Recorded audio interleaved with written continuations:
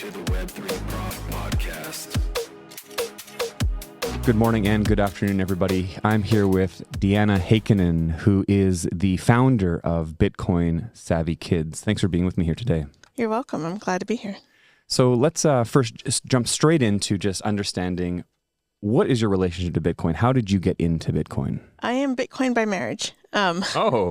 Actually, by dating first. I've known about it for a long time, but as we all have our own journey in Bitcoin, it's been a long and winding road, to quote the Beatles. Yeah. And so I've known about it, but I wrote a book recently called Ownschooling, where I talk about my own relationship with money and education and how I was raised is a way to help guide families for Bitcoin and sovereignty. Mm-hmm. And in that journey, I kind of understood why it took me so long to get to Bitcoin because of having a bad relationship with money. But in 2023, my husband and I moved from the States to El Salvador.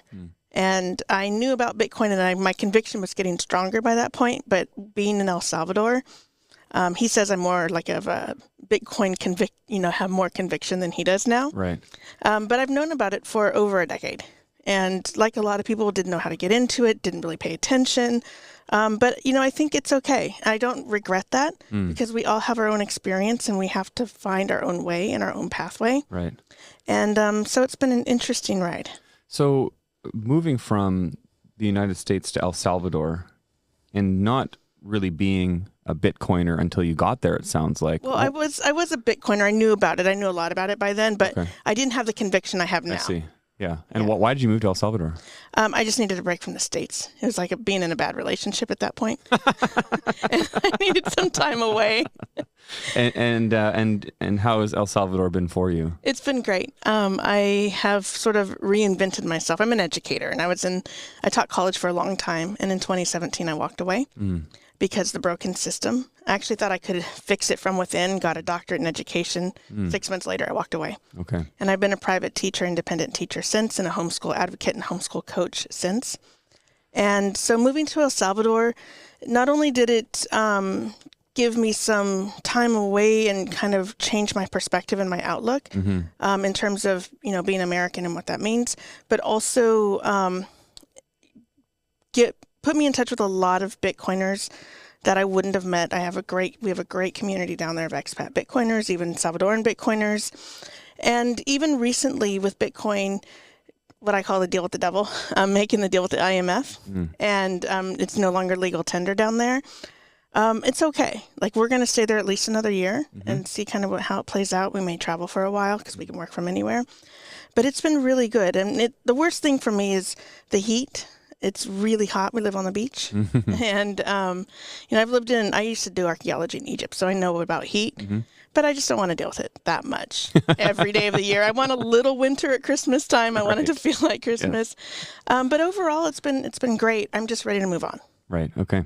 Well, welcome to Vancouver, and hopefully the weather is good for you while you're here. I love it. Cool. It's been cold and rainy. I finally got my winter first time in 2 years. She's giving Vancouver a bad reputation. Sorry. Well, I'm from Northern California, and Mark Twain, the coldest winter I ever spent was in San Francisco, so I'm familiar with this. All right, so you mentioned sovereignty. Can you tell us what is sovereignty? Sovereignty, from the way I define it, is having the rights and the ability to have your own decisions in your life. No government, no other individual forces you to do something. And so you're empowered to make decisions on how you want to live. However, that should not impede others being able to do the same. So it's kind of, again, I'm American. My family, I have roots back to the Mayflower, the Revolution. And so the life, liberty, and pursuit of happiness, really, that's why I left. I feel like we've gotten away from that. I see. And that means a lot to me. And that's how I see sovereignty, to live your life, to pursue your own happiness without hindering others from doing the same. Right. And that, for me, that's sovereignty. Okay. So tell us about Bitcoin Savvy Kids. What is that? So Bitcoin Savvy Kids is, right now it's a website, but I've been writing children's books. And as an educator and a curriculum specialist, I see a lot of books for children that are way too complex. So I'm trying to meet kids where they are conceptually in the natural growth of the mind. And so I started writing picture books for kids 4 to 7. I'm writing chapter books, early readers, and I'm also a classical educator. So I believe in introducing a concept, a little while later, repeat it, a little more complex, a little while later, repeat it, a little more complex. And that's how they really learn over time. It's just keep repeating the same sorts of things. And so that's what Bitcoin Savvy Kids is. It's just I'm self-publishing, so it's the arm of publishing all of those books. I'm building out some online courses. I have board books for little tiny kids. I have a geyser fund to help fund that because it's expensive because I have to order in bulk like 1,000 pieces at a time. And I really want to just give kids the opportunity to learn it where they're at. Otherwise, and being an educator in the system, it's indoctrination, and I keep seeing that over and over. You've got to meet kids where they are. Okay. And why do you think it's important for parents to take hold of educating their children rather than allowing the system, maybe the public school or I guess the private school system to do so? It's like their money. If you're a Bitcoiner, not all Bitcoiners believe this, but I think over time they come to this realization that you can really own and have a say in your own money. You can self-custody. It's the only money that you can actually self-custody. Even if you have, American dollars, Canadian dollars, the government ultimately controls that. And you can put it in a bank, but the bank can seize that. You can put it in a mattress, maybe that's the safest way. But again, there's, the issue of theft and things like that. So like your children's minds, you want to self-custody those. You don't want to just outsource that because there's so much stuff being taught to kids these days that are conceptually not appropriate. Maybe it doesn't align with your values. And there's a huge debate that's been going on in the States, and it's kind of come to a head in the last few years about whether it's teachers or parents that have more sort of rights to educating kids. Right. And I'm like, the parents, it's their children. You should be able to raise them with the belief system that aligns with your own. Now, when they get older, maybe they reject that. But you as little kids and then growing up, you have the right as parents to expose them to ideas and not let others. So I was a staunch homeschool advocate for a long time. Only homeschool. But I work with a lot of international people. It's illegal in Germany, for saying. So if someone tries to homeschool in Germany, their kids are going to be taken away. Oh, wow. It's horrible, right? That's not living the sovereign life. Right. But also, if you do decide to put your kids in school, even if you can homeschool, and I know in the fiat world, we need 2 parents working in a lot of places. And it's not fair for me to put my values on someone either. So Ownschooling came out of this idea of it's actually what my mom did, raising my sister and I, is that she was really involved. She knew our teachers. She knew what we were learning. She advocated for us to stay home or to get alternate assignments. And this was back in the 70s and 80s. And she was doing this. And that's what Ownschooling is all about. Taking ownership of your kids' education, being involved, knowing what they're learning, getting to know those teachers. And even if you get pushed back from the school, it is your right as a parent.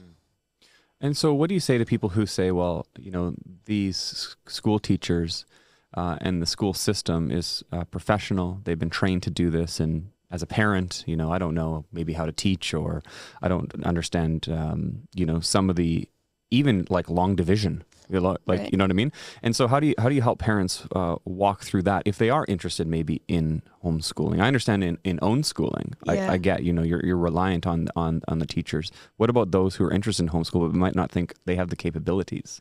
So that's one of the socialization, and I'm not able to do this are 2 of the biggest things. Well, first off, I went through teachers college and I saw what they teach. I have a doctorate in education, and it was all about diversity. They were more concerned about teaching about people's ethnicity, their skin color, their gender, than anything else. I didn't learn anything specifically about my practice getting a doctorate in education in America. Okay. So if you've taught your kid, potty trained your child, you've taught them how to use a fork, you're already a teacher. Right. So you can do it. There's no special skill. Plus, there's tons of resources. There are homeschool co-ops. There are other families. You can, work, say you're really good. I teach literature, writing, reading, the humanities. I wouldn't feel comfortable at a certain level teaching my kid math. So you know what? I'd find somebody who was, or I'd use Khan Academy, which is a free really good website for teaching math and other subjects as well. I would find those resources. I would network. I would reach out. And that's what I tell parents. If you are not sure, just contact me. I just do this as a volunteer. I just want to help as many families educate their kids, particularly Bitcoiners, educate their kids in a way that we can have a positive future. It's kind of my way of giving back now. Yeah. One challenge my wife and I have had, we've got 3 kids, and one challenge we have is, and I hope my kids don't hear this, but we don't really want to be with them all the time. Right. Now, I think the idea of homeschooling is great, but I think my kids are kind of annoying.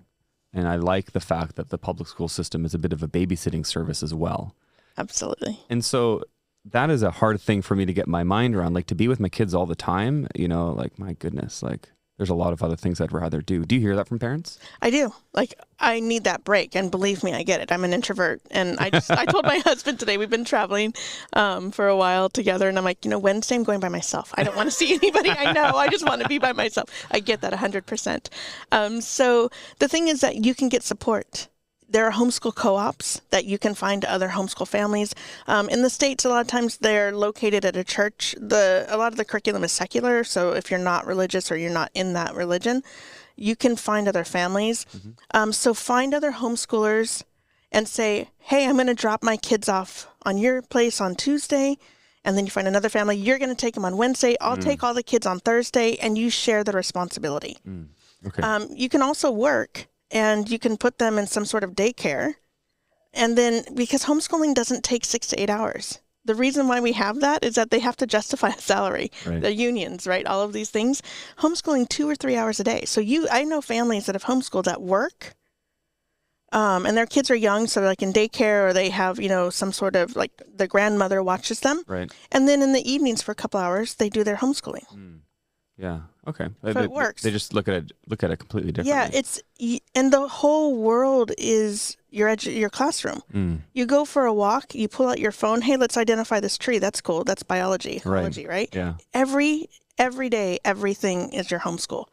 There's a saying in homeschool communities: the world is your classroom, and it's really true. Okay. So you've mentioned the focus maybe on EDI in the public school system, and maybe that's the driving force. What other challenges or weaknesses do you see in traditional education that parents should be thinking about? How much time do you have? So one is the declining standards. I'm a historian. I have a background in history and anthropology. It's what I taught at the college level.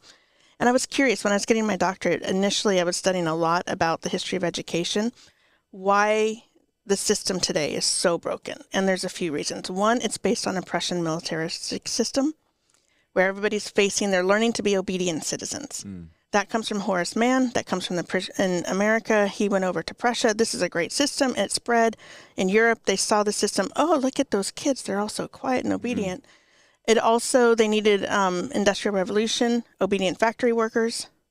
And so that's what the system comes out, is kind of built upon. So that's one thing I don't believe in. I don't believe that kids should, the bell rings and there's a kid learning history and they really like it. And all of a sudden they have to shift and learn math. You're shutting down curiosity.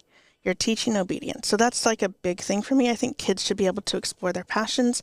That doesn't mean like there's unschooling, which is where the child really kind of drives it. There's homeschooling. There's very structured homeschooling. So there's a lot of different methods. Yeah. And I know families where they use 2 or 3 methods because their kids all need something different. Right. And the mom stays home usually full time for that. But so one is the system, the structure of the system itself. I don't think is conducive for raising curious, intellectually, critically thinking kids. The standards have declined. If you go and look at, and you can find these online for free, and like a textbook from the late 1800s, early 1900s, what we call 4th grade in the States then is now about 8th or 9th grade now. Oh, wow. So the decline in standards, what they were learning. I teach writing and I teach in a classical way. And I have high school kids that I just taught last semester. I said, okay, so when you put your subject or the noun, and they're like, what's a noun? Yeah. And person, place, and thing. And I'm patient and I understand, and it's not their fault. It's the system has let them down. So this idea sometimes I see of the classroom being a place where the kids learn to kind of like fall in line and obey. And I understand how that can be harmful because, you know, it maybe suppresses curiosity or just teaches them to obey the system and doesn't get them to think for themselves.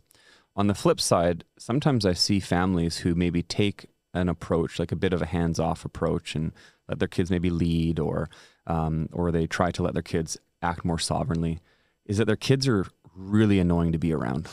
They misbehave, they don't listen, they just want to play video games. I coach, for example, I coach hockey. Yeah. These kids on my kids' hockey teams are the most frustrating kids to deal with. And so where do we understand that, okay, like we want your kid to be like a reasonable citizen and not annoying. They need friends, right? No one wants to be friends with some of these kids, but also allow them to think independently and make decisions for themselves that are best for their future. So that's a parenting issue, not a kid issue. Okay. Yeah. So that's the parents not wanting to draw boundaries. That's the parents wanting to be friends. And that's a cultural thing. And I'm seeing more and more in that. And part of that is that the parents now grew up in this system, right? And so there's that rebellion against it. Right. And they're like, I'm not going to raise my kids like that. So it's a pendulum swing one way or the other. And that's a parenting issue. So what you can do at your house, if the kids come over, you're like, these are our ground rules and these are the rules and this is how we operate in this space. And if that's not okay, and if the parents aren't okay with it, then unfortunately you have to break that relationship. Yeah. Yeah, I think that's fair. I definitely want to break that relationship with some of those kids if you're watching. I love that you coach hockey. I like hockey, so that's cool. Oh, I appreciate that. Yeah, it's a big part of, I know, we're Canadian, you know? Yeah, right. It's kind of like part of our identity. I'm from California, but somehow I ended up loving hockey. I used to go to a lot of minor league games. Hey, we love that. We love that Americans love hockey. Okay, so if we think about children's perspective on money, okay, why do you think it's important for kids to maybe understand like the history of money? Because some of the books that you're writing is kind of like the historical nature of money, from yap stones and cowrie shells and things like that. So why do they need to understand that? Well, there's a couple of reasons why I'm doing it that way. First is, if you understand the history, you understand the why we need Bitcoin. Without that, it's just a shiny new toy. Yeah. It's a video game. It's, something flashy and trendy, but there's not going to be that conviction. And through my own experience, I understand that now. And as a historian, I was a cultural historian. I didn't really do a lot with economic or military history. Of course, I taught general classes in college and I knew about it, but I never did a deep, deep dive. And so understanding it is where I got my conviction, particularly the 20th century. I'm a Roman historian, so I am all about, classical history. Egyptology is what I did in Egypt when I did archaeology. And so understanding particularly the modern economic history from, the birth of central banks in the 17th century, but particularly how things went down in the 20th century. And not just in the America with the Federal Reserve, but globally. And the breakdown of money and how fiat has just, it's gotten so toxic, honestly. Like, if I have a fiat job, I still teach online for an American writing center. And, so that's kind of my day job. I'm still teaching and I get paid in fiat. What I'm earning today will be valued less tomorrow. Just because that, 2%, whatever the Fed is deciding that quarter, what the rate is going to be, I lose that just in one day, just because I get paid in that value.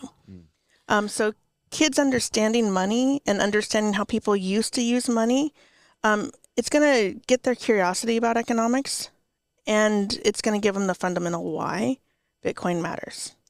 Can you explain Bitcoin right now to a 6-year-old and then explain it to like a high school student? Because on your website, you kind of talk about how it's important to explain something like Bitcoin at different levels. And sometimes I see these guys on YouTube, like maybe like a jazz piano player, like, explain harmony to a 5-year-old, a 15-year-old, a 30-year-old, a PhD student, etc. So how do we talk to a kid? Like, I've got an 8-year-old. How do I tell him about Bitcoin? And how do I talk to, the high school kids I coach in hockey? Right. So for a 6-year-old, you're just going to explain what money is. So we have time, and time, is this, and we have what we can do with our time. And in return, we can get money. So that's what we're paid, our time and energy, we get money back. So some money we get and we can put it away. And sometimes over time, like in a year or 2 years, maybe that money has less than what we put in there. But there's now this other money that we can't really hold, but it's there on the computer, and kids that are 6 are going to understand the computer. Over time, that money, we get to have more say in if it's going to lose value. So there's that way you can explain like the idea of value and it going up and down.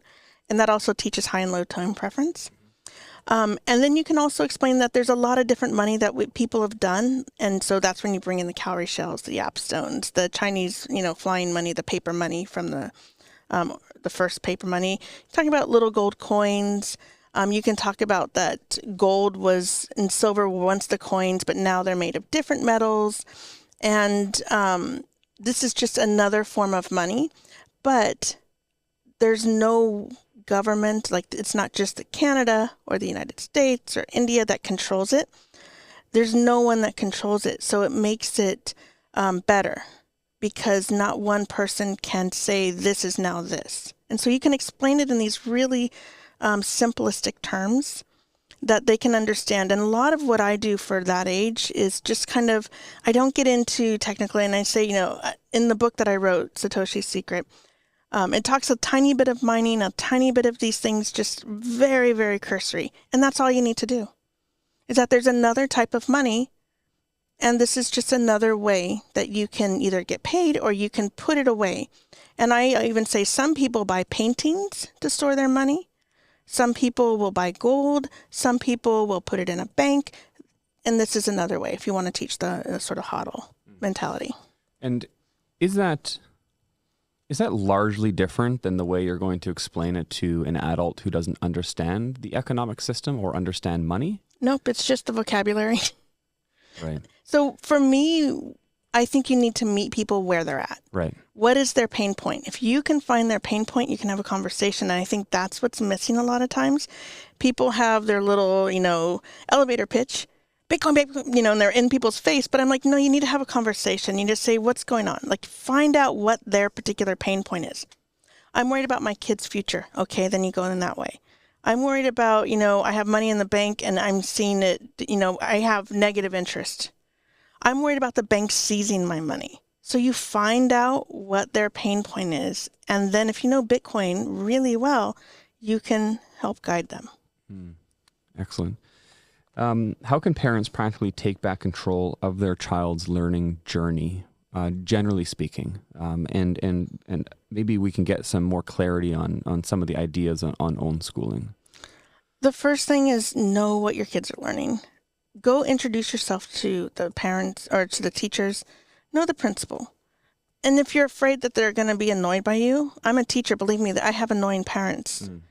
But, in the back of my, and it's just because they are so involved sometimes and they're kind of telling you what to teach. But then I take a deep breath. I'm like, this is their right as a parent. They need to, and it's only annoying because maybe it's time, like they email 5 minutes before the class starts. Can you do this in today's lesson? So that's the annoying part. The fact that they're involved, I love that. This is how it should be. So know what your kids are learning. Talk to your kids. Help them with their homework. Again, yeah, I know everyone is tired at the end of the day. We're working, we have all of this stuff. And it's still 5-10 minutes is going to make a difference. Ask your kids. And, when they get to middle school, they're grumpy and they don't want to talk to you. Draw them out. Or, have the teacher email you. Or a lot of schools actually have an online platform for parents, and so you can go in and see their grades. Go beyond that. And don't just worry about, I know some families that aren't homeschooling, but they the parents will share grades, and it's kind of this pride thing or shaming thing, and I hate that. Right. I don't give grades, but I'm worried about them learning. I want them to have the concepts. But go beyond that. So get to know the teachers, get to know what their homework is. Look at their textbooks. There's so much awful, I'm a historian, so much revisionism going on right now in history, trying to will the past one way or the other. Right. And because we have this tendency in education, not we as in me, but in general education, it's gotten to be very Marxist, and particularly in the United States, probably in Canada, I know in Europe, where you're either an oppressor or an oppressed. And that's coming through in history. That's coming through in assignments. There is social justice math textbooks that are being used. So it's infiltrating the STEM fields. So just know what your kids are learning. I've noticed from my kids who are elementary school age is that the type of education that you're speaking of here, this Marxist approach to the oppressor and the oppressed, is that it's caused my kids to disengage with some important messaging because they feel it's unrelatable to them, because they don't feel like they're an oppressor. Right. They're 7, Right. you know? And they're being told that they are, and actually what I think is actually happening is they're actually rebelling in their own small little kid ways against this idea, and it's costing them education and understanding, maybe in Aboriginal people in Canada or First Nations people, because they're now like seemingly frustrated with how they're being taught it. And it's interesting to me how I see this happening with them, and it's not just them. I hear it from all of their friends. We live next door to a boy who's in grade 12, and he says all kinds of crazy stuff about like how much he hates learning some of the curriculum he has to learn, and his rebellion is not like drinking or partying. His rebellion is like disengaging in the content, the agenda and content that he has to deal with, which is fascinating to me. How different it is from when I was a kid. I'm not that old, right? Wasn't that long ago. So how do so parents engage? They talk to their teachers. Some of this seems to me is like some of these actions come with a lot of privilege. Like you have to be able to go to your school as a parent, not being at work. You have to be able to maybe homeschool your kid, which means that you're not working or something like that. And I've heard a lot of people who talk about like raising a sovereign child. It's like, you know, just stay home with your kids and teach them and things like, well, it's like the financial situation of most people is just totally unrealistic to do something like that, because both parents really need to work to survive in the broken economy in which we function in. And it's, I would imagine, difficult for 2-parent homes who are like working jobs in which they have to go to every day and stay at work. You know, they maybe don't have flexibility to be on Zoom or whatever. How do parents who don't have that type of privilege deal with some of the challenges that maybe they can't go to the school to address it? That's why I came up with that idea of Ownschooling, ownership of your kids' schooling. And you don't have to go to the school. Email, like set up a virtual meeting on your lunch hour or in the evening with your teacher. I had a family that I was working with in the States, and the boy was in social studies. I think he was in 4th grade at the time. And he was in a social studies class, and they were teaching some things that did not align with the family values. They went to the school, and in the States, I know, I'll find out for Canada if you're curious about this, but in most states, you can withdraw from one class in a public school. So he would go to the library during that class and read, and then they had me teach him history. Oh, interesting. So if there's one subject that is really, you know, you're just like, this is awful, I don't want my kid exposed to this. In the States, they would have BLM week. They would, all of a sudden, the kid would have the flu. Right. I see. You know, so you just take them out. Right. Or you ask for alternate assignments and say, look, this doesn't align. Can you give me an alternate reading? Right. Okay. And if it's in their standards and their curriculum, then you can that's why communication is so important. And push back. You have the right as a parent to push back. And yeah, it may go to literal blows like we've seen in the States at school board meetings. Hopefully not. But you do have parental rights. And if you're curious about what that means, and this is at least in the States, probably in Canada, maybe not in every nation around the world. But what you then have to do is deprogram, is what I call it. So you have those conversations with your child at that point. You're going to be learning this in school, but let me tell you, that's not how everybody thinks. And let's talk about this and be available for those questions and have conversations over dinner, Sunday afternoon, whenever it works for you. But that's what I call that deprogramming piece that is super important because of that infiltration of Marxism. And, you know, being white, Caucasian, we're automatically the oppressor. It's like Right. original sin almost Mhm. at this point for us, being born this way, Right. which I think is horrific. We don't choose any of this stuff. So it's not about character anymore that we judge people, and it's disgusting. So when we think about education in 10 years, what is your hope that we see in the traditional school system? And how do you think the approach of teaching finance might change over the future, considering we're in a challenging situation in almost every country? Well, if you're familiar with the book Moby Dick, My White Whale is the American education system, and I'm building out free curriculum like the BLM gave to the schools. I'm building that out 1 and 2 week programs for different levels to just give to school districts. So free curriculum is a way to infiltrate the schools. Right. So anybody else out there, let's just infiltrate every school in the world with free curriculum on the history of money, and that leads to Bitcoin. And by talking about the history of money, I hit that diversity piece, right? Because all of a sudden I'm talking about, Latinos with the Mayan cacao beans. And I talk about cowrie shells and agri-trade beads. So I have those African elements. So I'm hitting all of the different things that matter to them, which is skin color. And so I have a history of money, and at the end I sneak in Bitcoin. Right. And it's a sort of innocuous way of getting Bitcoin in, but also teaching kids about money, economics, those sorts of things. And so that's how I'm sneaking it in, trying to get into the American system, because I want to implode it if I had my way. Right. And in 10 years, I don't see a change. I'm still on a lot of listservs for education, and I keep it that way. I don't unsubscribe, or I don't delete my membership to these things.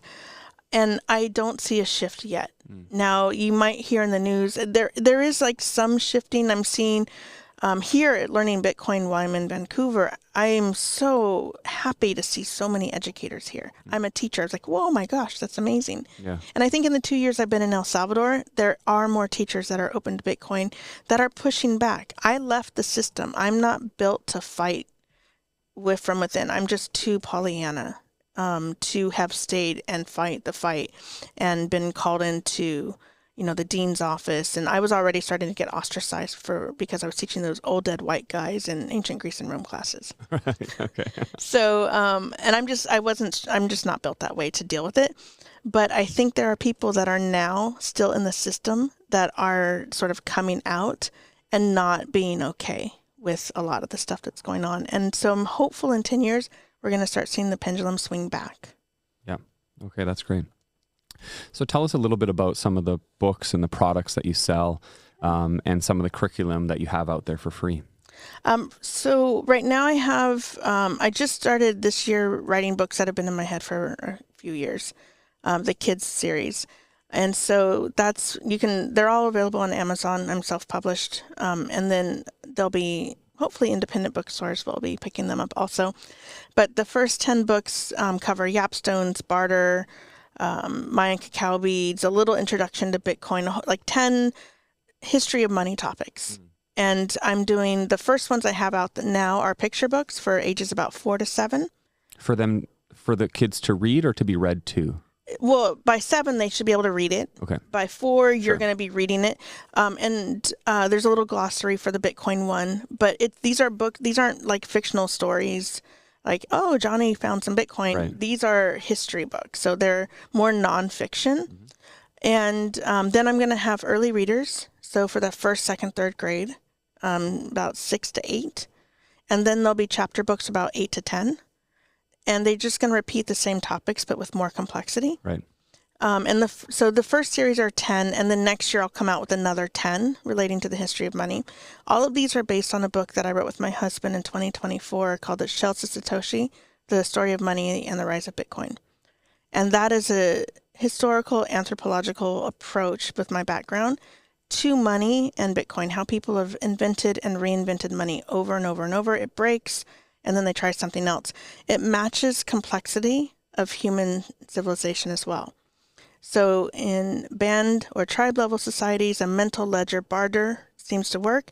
You start living more sedentary. You start having a little more like agriculture, horticulture is what it's called, or maybe you are a pastoralist, so you raise animals, and things get a little more complex, money gets more complex. And then you get to state level societies, money gets more complex. And it's not a matter of time, because we have band level societies that are still out there and living around the world. So it's not like this evolutionary thing in civilization that everybody wants to be civilization. That's the only one that works. It's just how people organize themselves over time. And money gets more complex as you get up towards state level societies.